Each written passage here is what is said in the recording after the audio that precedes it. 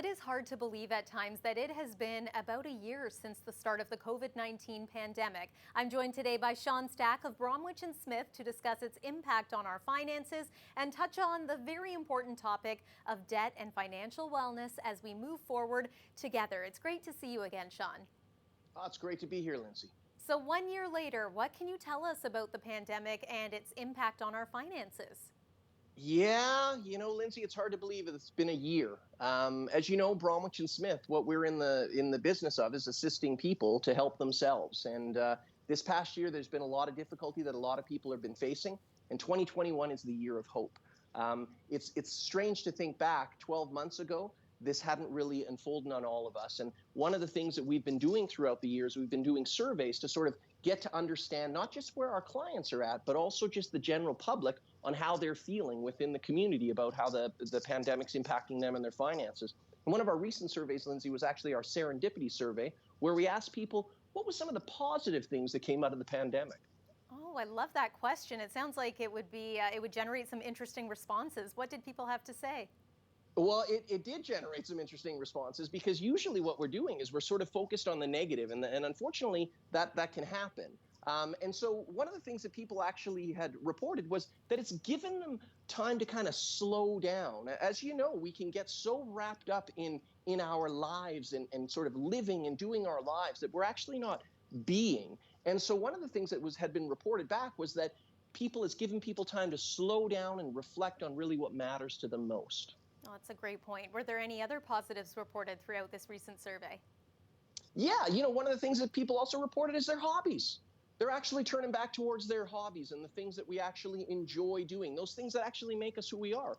Sometimes what can happen is we can define ourselves by our work and by the things that we own. And when we sort of change our perspective, we can get back to those things that really what makes us is what we devote ourselves to. And if that's the community or our family, or perhaps bettering ourselves in piano or some sort of artistic endeavor.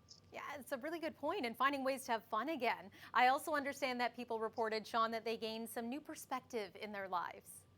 Yeah, Lindsay, they did. And that's one of the great things about something like this. In a grand tragedy of what we're going on as a people, to be able to say, hey, I've got a new perspective. And incidentally, that perspective isn't a negative one. It's not that, the whole world's coming apart. It's actually that I have to refocus and consider the things that really do matter to me. Family, loved ones, things like that. So it was quite positive.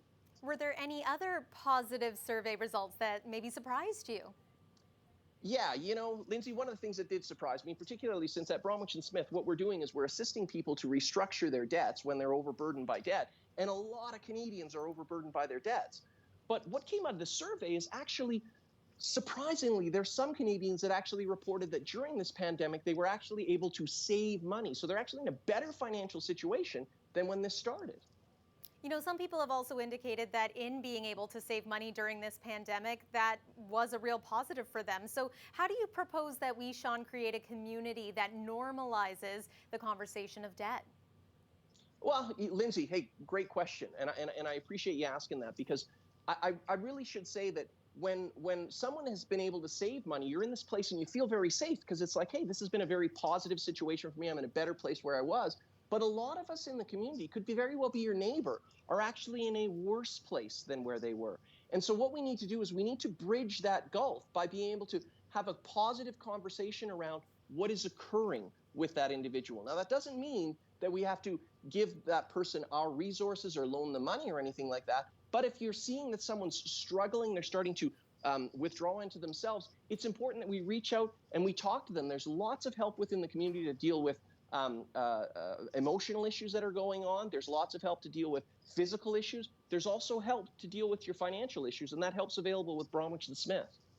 Well, Shawn, I must say that the results of this survey have certainly made me feel better. It must have made you feel pretty good, too, to hear all of the positivity people were discussing.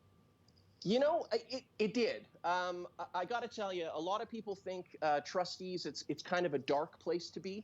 But in truth, Lindsay, it's really a redemption. There is a way out. When people are struggling with debts, there is a vaccine. There's an availability to them. It's called the Bankruptcy and Insolvency Act, and you can do a consumer proposal with Bromwich+Smith to help you through that. Well, as you said, 2021 is the year of hope. Shawn Stack of Bromwich+Smith, thank you so much for this today.